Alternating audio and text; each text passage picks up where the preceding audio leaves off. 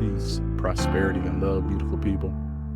Welcome to Gracefully Imperfect, a podcast for the Black and African diaspora in material of socioeconomics, politics, religion, and so forth. The centrality of this podcast is immersive empathy, introspection, deep thought, soul-serving conversation and communication, all in the light of unlocking the keys to vulnerability and transformation. During our time together, we will engage in topics related to mental and spiritual health experiences, the intersectionality of mental health and creativity, identity and culture, and any and all things related to healing from trauma, gathering insights, cultivating a deep sense of knowing, and repairing soul wounds. In the essence of communal love and collective consciousness, let us open our minds, lighten our hearts, settle our spirit, access soul intelligence, and affirm the richness of our humanity. Peace, blessings, and revolutionary love to all of you. This is Brother KD, and this is Gracefully Imperfect, where vulnerability and transformation occurs one conversation at a time.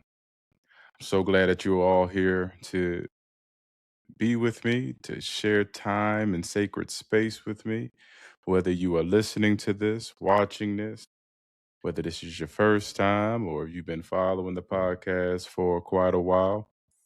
I am forever grateful and I am thankful. There's a lot of tragedy, a lot of injustice, a lot of dehumanization going on in the global world. And it's very, very important that we are being very picky about what we decide to digest and ingest. And so for those who are listening to this, those who have consciously made the decision that they were going to add this to their podcast pool, that means a lot to me. And that really shows that what we're doing here is vital to the human mind, vital to human consciousness, and to self-determination. I want to tell you, I have been extremely busy these last few weeks, especially within the new year. I am finding myself not stressed and not overworked. I am finding myself, though, by the time that I get things that need to be done, whether it's homeschooling, household chores, research and reading, family activities, exercise and meditation. By the time that I get done with doing all of these things that are necessary for my day-to-day, I am completely spent. And I still have other things that I want to do, like record. I do want to go live, and that's been very difficult trying to plan that out and trying to make sure all stars are in complete alignment. However, we're not going to let that interfere and disrupt with the work. We're going to continue to do what we can within our capacity, and we're not going to allow any type of shortcomings, missteps, shoulda, coulda, wouldas, create any type of disruption with the momentum that we are building. But I will tell you, though, I asked for 2026 to be a time for me and my family to really pursue purpose with passion. And all of us are doing that tremendously. And I am extremely grateful to see how we are all taking that seed of creativity, nourishing it, giving it the attention and the necessary effort and energy that it needs, and to see how it blooms and grows. And so Please be patient. We're going to continue to keep building on Gracefully Imperfect. It will eventually get to a space where we want to bring some people in who can share their life story, their life experiences, their perspective, all centered around their transformational growth and evolution, their hiccups, their shortcomings, their definitional systems, their concepts, their culture, their consciousness, all that. We're going to bring it. We're going to bring it. And your support and your continuing feedback and support will definitely make that happen. I've been contemplating on what this episode was going to be about, y'all. Over this last week, and more so over these last few years, grief and loss has been a recurring theme. It has something that I have continuously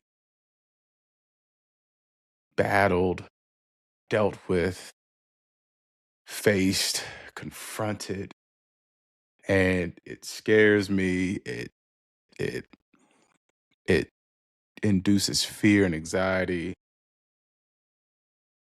and it also has provided me opportunities to stretch and expand my perspective, my worldview, and my understanding of myself and the world. I'm not going to go down that in depth, but today I really wanted to speak with y'all about post military and post Master of Social Work graduation and give a bit of update, insight, and a bird's eye view on what's been going on. So, for all those who are new, not new, what have you, I was in the military for almost 14 years, from 2010 to 2013. I was a military intelligence collector. For those who don't know what that means, it's those people who go and talk to people to get information. They use that information in order to create targets and to and give it to that information to decision makers so they can do something about it. That's in a nutshell. And so things like interrogations and debriefings and um, uh, speaking with people from different backgrounds and cultures, uh, and getting them to reveal what's going on in their village, uh, in their in their communities that could be of national interest. And so I did that for a while. That's all I knew how to do. All I knew was military intelligence, collection of information, research, analysis, evaluating that information that you receive, report writing, disseminating the information through different communication methods, using different persuasion tactics, etc. And for those who've been following my story, I eventually got to a point to where I spiritually, morally, ethically could no longer withstand this level of destructiveness. And so what I did is I suppressed it because I was scared and there was fear and there was so much unknown to this gut wrench feeling of this doesn't feel right. This doesn't seem right. And I'm not in alignment with this anymore. But I suppressed it, suppressed it, suppressed it, silenced my voice, silenced my intuition, ignored anything that came up that was on the contrary of serving. And it all came to a whirlwind. My last deployment, after I came back and COVID hit, and I sat there in reflection, looking within, and I kept asking myself, who am I? Who am I? Who am I? Not what do I do? Not what is my rank? Not what they told me to remember and to recall. And I didn't even want it. It didn't even satisfy me to answer anything, to answer the question with what my family, my village has told me. And what really sparked that was I started studying back in like 2015. And the very first book that I read was Autobiography of Malcolm X. And through his life experience, he also had a crystallizing moment for him. When he was in jail, his last stint in jail, he met a brother in there who was part of the Nation of Islam, who studied um, the Honorable Elijah Muhammad's teachings and philosophies, and he was passing that on to Malcolm X. Now, granted, Malcolm X he was always intellectual, always creative, always um, had a strong foundation of Black consciousness because of his mother and his father's um, participation and activism as Garveyites in the Marcus Garvey UNIA movement. So he already, the seed was already planted. He just needed it to be restored and nourished. And so his crystallizing moment was in that jail when the teachings of the Nation of Islam was brought to him.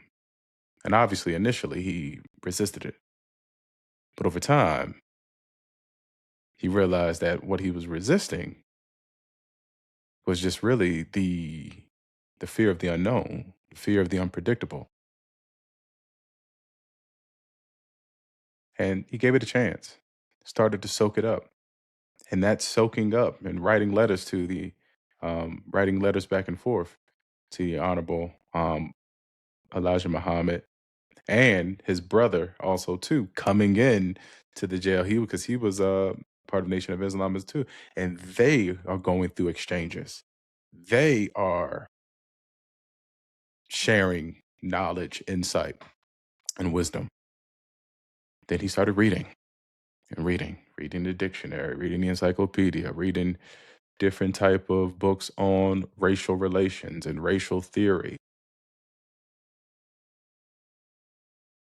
So by the time he was discharged out of the prison, he was made anew. And so in my situation, I I looked at that as a model for transformation.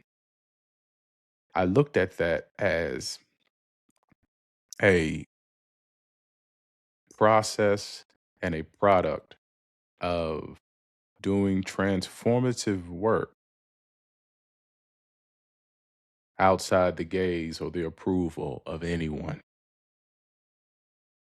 And so I started to do that in the background, behind closed doors. I'm reading. And again, autobiography, the philosophies and opinions of Marcus Garvey. I read Black Nationalism, which is about a journalist. I forgot his name. He was given permission to embed himself within the Nation of Islam, and he studied the Nation of Islam, and he got to understand their philosophy, their principles, their programs, their tenets, the different ways in which that they interact with each other, economic development, etc.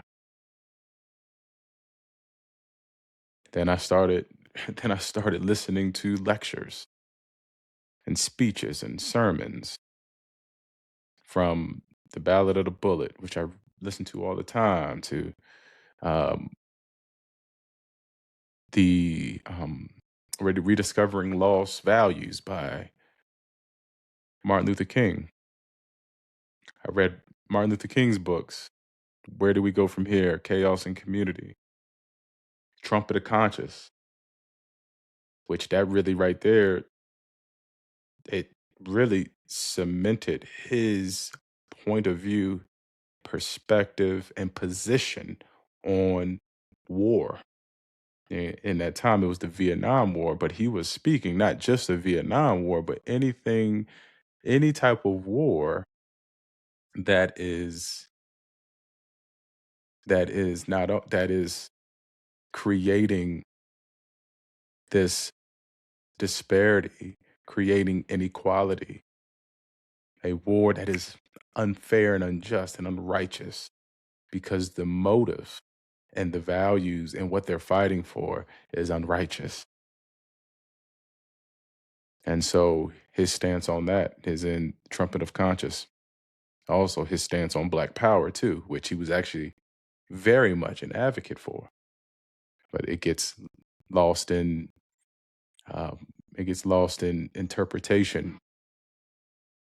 He was actually very pro Black Power. He understood their sentiment for wanting to do things outside of the civil disobedience, nonviolence, passive um, uh, tactics.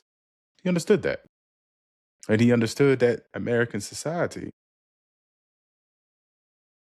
and the overt racism, the racial discrimination, the brutality, the subjugation, all of that is what created the rebellion, the revolt, the revolution.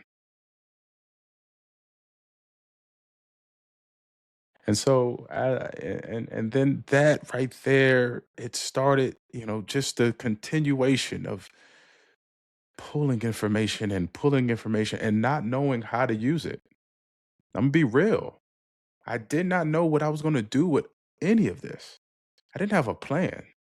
I had no plan whatsoever. I didn't have an agenda. I just knew that I was lost. I knew that the military has conditioned me to be what they want me to be, how they want me to be, when they want me to be. And I knew I was like, if I want to regain power of my humanity, I need to bring in other perspectives, other stories, other narratives. And these have to be centered around Blackness, racial pride. I knew that. And so, again, as I'm doing this, that led me into reading James Baldwin. I started reading James Baldwin. One of my favorite essays of his, The Creative Process,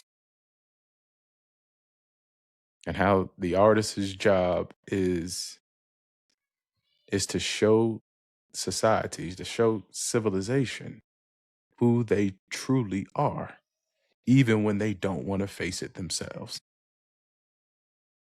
I started reading Maya Angelou, Still I Rise, Phenomenal Woman, two of my favorite poems. I started reading Toni Morrison, Audre Lorde, Sister Outsider. I think that's what it's called. Angela Davis. Then it got me into the world of African psychology.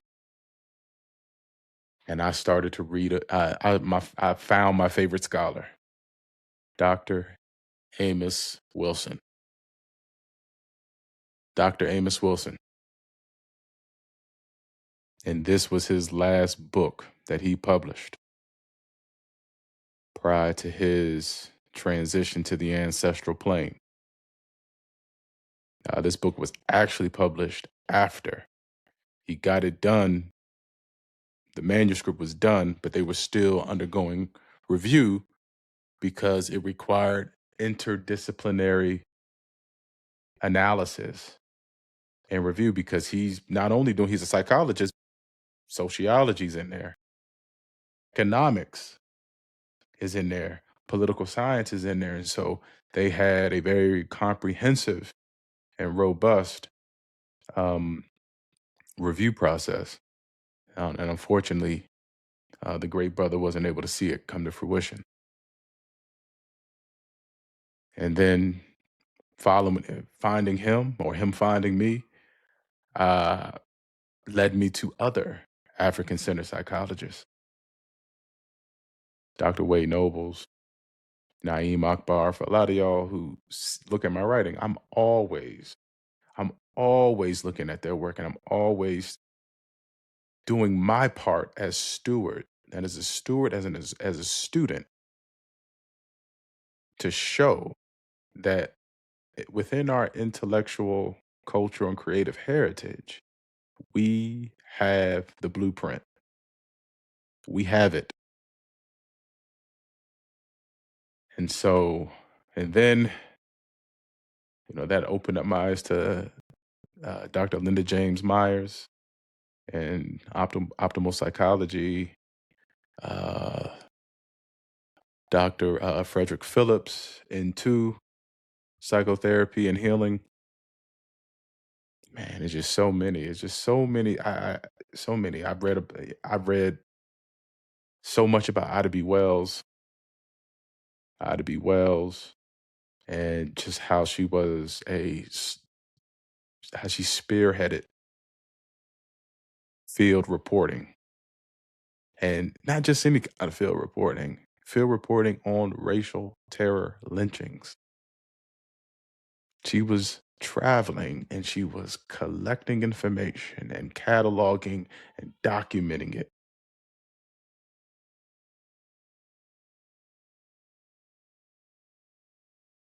And that right there in and of itself showed me that I can take the skill set that I learned from the military, the persuasion, the manipulation, the people skills, the writing, the oral communication, and I can use it to support the interests and the survival thrusts of African people of the world over.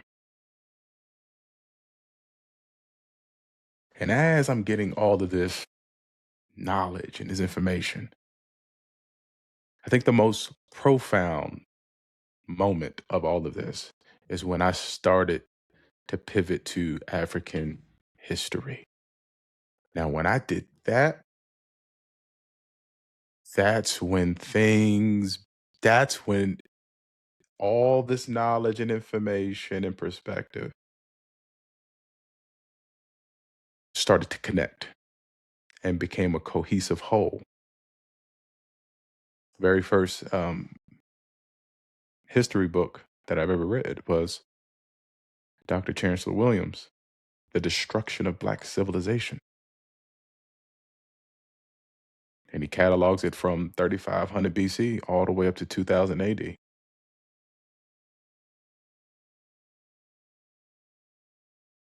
And in that book, it just really, really just shows the power, strength, the resilience of our people.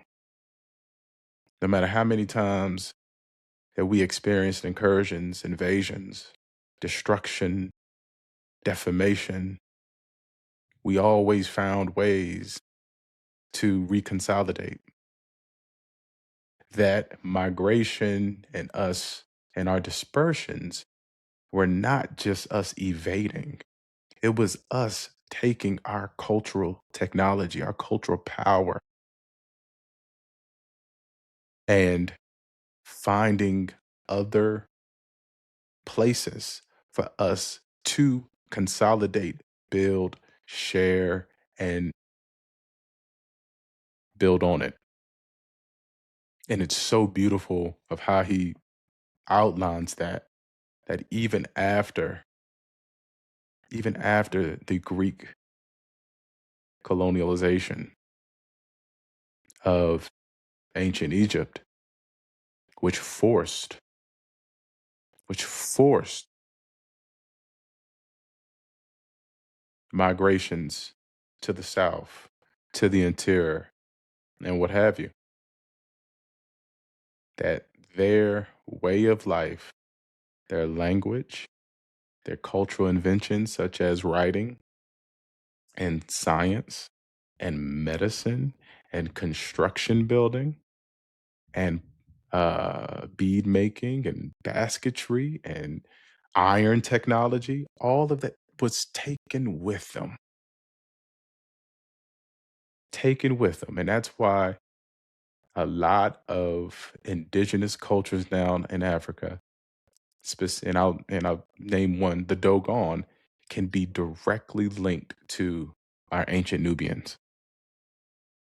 That's the beauty of dispersion, migration, and the reconsolidation of cultural power and technology. And so he really shows that in that book. I read John Henry Clark. John Henry Clark is a phenomenal African world history scholar and educator. And he goes a little bit further and says, we were African people helped civilize Europe. The Moors civilized Spain. They received their first paved roads and full functional cities from the North African Moors.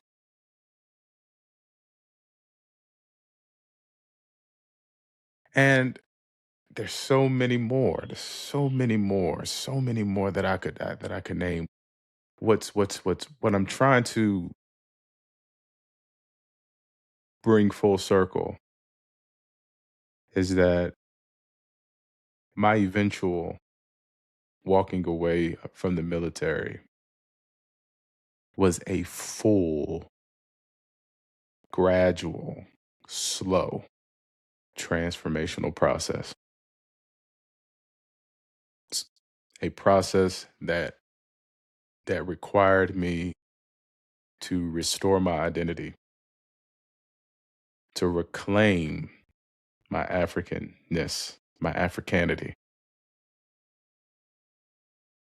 to revitalize my African spirit, my cultural and historical consciousness, and to reascend my oneness and my spirituality with the Creator, with my ancestors, and with my heritage. And so it was time to go. It was time to go. There was no way that I could be who I was becoming and still languish within a indoctrinating, mentally programming, socially, emotionally, politically programming institution. I couldn't do it, not in good faith. And it would be a disservice not only to myself, but to the process of becoming and the process of arriving to divine destiny. I just couldn't do it. And so when I walked away, the military just didn't leave. There were, being in it for so long, so many things kind of just it gets embedded within your way of being and your way of relating, your way of seeing the world. The military made me very much, very skittish, on edge, very anxious, very contemplative of other people's intentions and agendas. And a lot of times that would show up in just me just wanting to be in a dark room or in a closed room, me not wanting to step outside, me not knowing how to put myself out there on a podcast or my writing or even on a job interview. There was a lot of moments where I felt inadequate, small, and unworthy of realizing the power of expression and of self-determination. Now, how does that tie into social work and so my social work graduation? Well, the thing is that when I went into the program, because I wanted to emulate the revolutionary spirit of the Black Panther Party, Fred Hammond, and Malcolm X, Marcus Garvey, Martin Delany, so many others. I was like, wow, well, this is the way to do it. This is the way. This is the way to get the formal education, continue to nourish the revolutionary spirit, continue to undergo a full spectrum of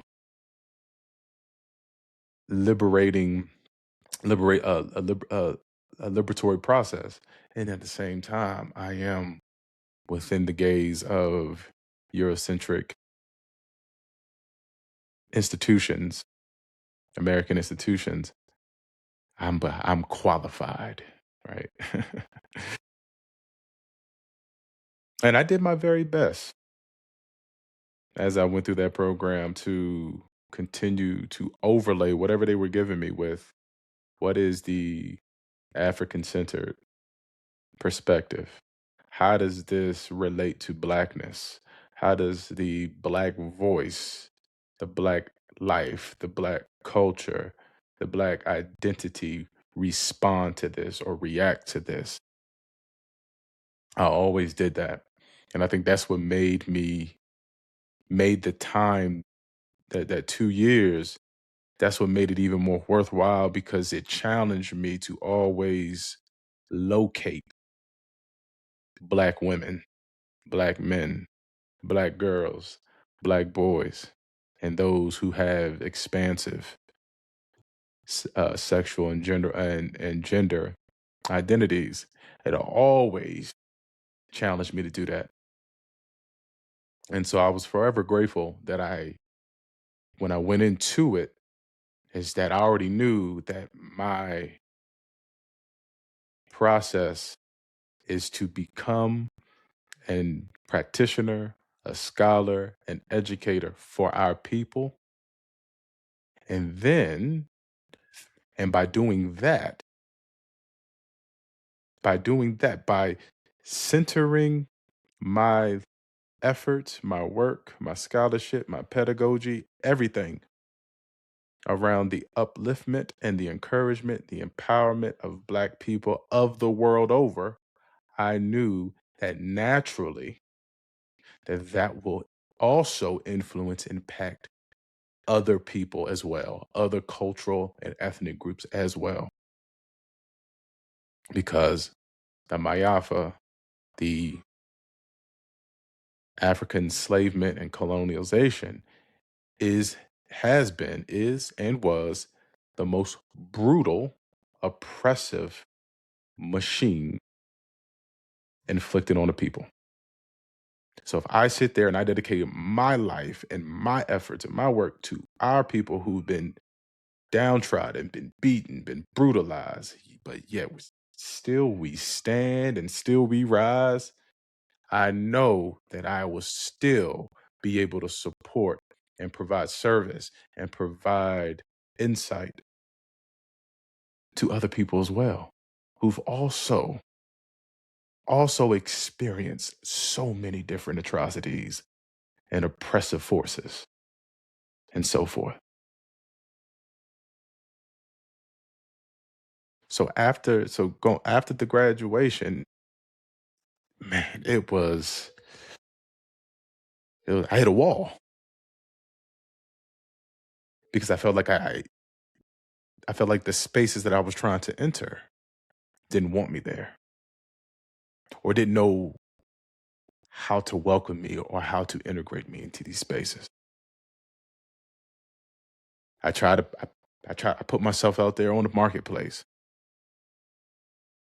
just to get boxed in to being this kind of social worker, doing this with this population, working with these governmental agencies or these governmental offices. And I said, I did not want to be closed in creatively, intellectually, none of that. And so I literally said, I'm going to just do for mental and creative liberation. This business that I am still working on, still building. I'm going to work on Kyle, KD, the father, husband, practitioner, scholar, educator.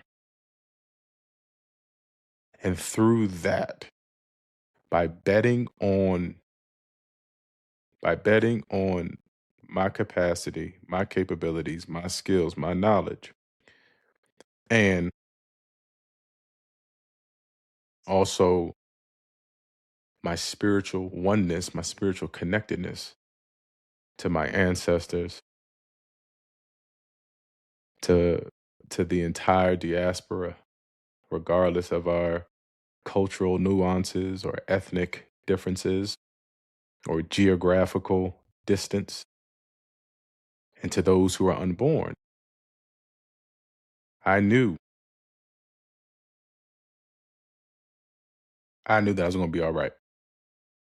And I know that I'm still going to be all right because my mission is divine. I don't need to make a I don't it's not about being able to accumulate all these hours so I can become a licensed clinical social worker. It's not about getting the head nod from folks within the intelligentsia community. It's not about that. I know that I have the gifts. I have the gift. It's already been given. And now all I'm doing now is continuing to hone in on it and continue to pave the way that may be unorthodox for me to share my scholarship, to share the voice of African centered knowledge, culture, philosophy, etc. Finding ways to integrate ancient teachings and philosophies of ancient Nubia, Kemet, ancient Mali, Songhai, Ghana, Mosi, with the principle of self-knowledge, self-knowingness, being, becoming, relating, and so forth. Yeah, writing books, that I believe that with the right eyes, with the right hearts, with the right mindset, and with the right people will do the body, mind, spirit justice. And so after graduation, I did hit a wall. I was discouraged. I was disappointed. I was disillusioned by the social work profession, especially when I started seeing some hypocrisy. But that's neither here nor there. I still had a lot of good people around me. I still have my wife and my band of Black women, my sisters, my mothers, my cousins, I got my mentors, I got I have beautiful black men that I'm building friendship and camaraderie with. One in Harlem. Shout out to you, Mark. Another brother in Carroll County. Shout out to you, Trey. I have so much going on around me. And then on top of that, I have the ancestors holding me up, even when I don't want to stand up. And that's been what's propelling me to move forward. And so these two events, post military and post social work, have led me to three golden insights: expand self concept, expand definitions of anything and everything, and expand your worldview.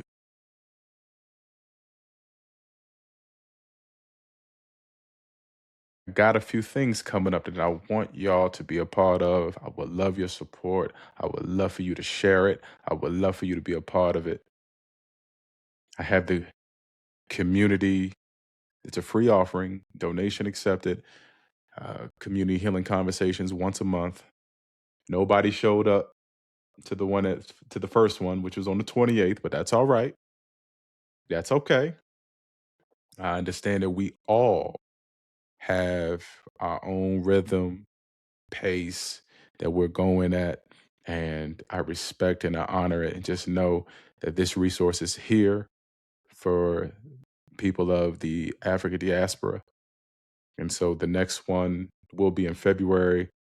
I will have a link for you to register it so you can see the date and time, and for you to include your information so you can so you can have access. I also have the Soul Brother Circle. Soul Brother Circle. I'm going to also have that included in the show notes as well. That's for Black men, at least 21 years and up. And that's going to be a very intimate, thought provoking, dialogic, relational centered space for us to go from what my brother Mark says, the culture of silence, to a culture of self determination and liberating expressiveness. And then lastly, the other service is liberatory self knowledge. Liberatory self knowledge for individuals. I will eventually open it up for groups too. And this is, if you're in therapy, not in therapy, not interested, doesn't matter. This is a way for you to understand your constellation of your conceptual universe, your beliefs, your values, your ideas, your attitudes, your customs, your assumptions, your philosophies of life, your orientations to the nature, to higher power / God, to humanity, etc. This is for you to delve into what it means to be and become more and full humans. This is for you to bring your cultural experience, your historical knowledge, your ancestors, your life story, all those things that creates who you are, create your identity. And we'll use that as the basis, as the center of focus, in order for you and me to heal any type of parts that is creating friction within our concept of self-knowledge. There's also a few writing endeavors that I am participating in, and I'm super excited to share. Have the I have an article coming out fairly soon with the Association of Black Psychologists through their news media, which is called Side Discourse. And that's going to be coming out here probably in the next like 10 days or so. And that's called, and the title is To Be African or to be African in an Anti-African Context. And so I'll share that once it drops. And I also will be writing as a contributing mental health writer for Helpful Living magazine out in Maryland with the great, influential, impactful editor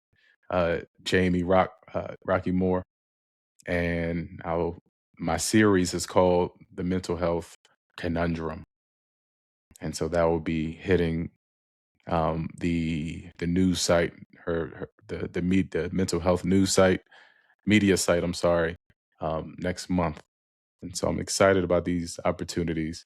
Excited about continuously writing and continuously using the knowledge, the wisdom, um, the that we have within our African cultural um, heritage, intellectual heritage, creative heritage. So thank you so much. Thank you so much. I want to, as we're about to wrap this up, I want to share something. And I want to share this because I think we need to understand just how of a superpower culture is. And that culture is not just something that we do or something that we know. All right. It's something that lives within us. That's why our people were able to move voluntary, not or involuntary, and still have those cultural retentions to be able to be in community with other people, other African people that don't speak their language, that don't share their spiritual system, that don't share their concept of reality, and still find ways to create an adaptation so they can be in oneness with each other. And so it comes from this book right here, The Science of Being, going from Black psychology to the science of being. And it says here, culture is the critical milieu without which human life cannot develop or exist. It is represented as the vast structure of behaviors, ideas, attitudes, values, habits, beliefs, customs, languages, rituals, ceremonies, and practices peculiar to a particular group of people and which provides them with a general design for living and patterns for interpreting reality. A general design for living and a pattern for interpreting reality. It's been real. This has been wonderful. This has been great. Continue to support, share this, bookmark this, save this, pass it to your peer, pass it to your kin, pass it to your loved one. I'm Brother KD, and this is Gracefully Imperfect, where transformation and vulnerability occurs one conversation at a time. Peace, blessings, revolutionary love, and be well.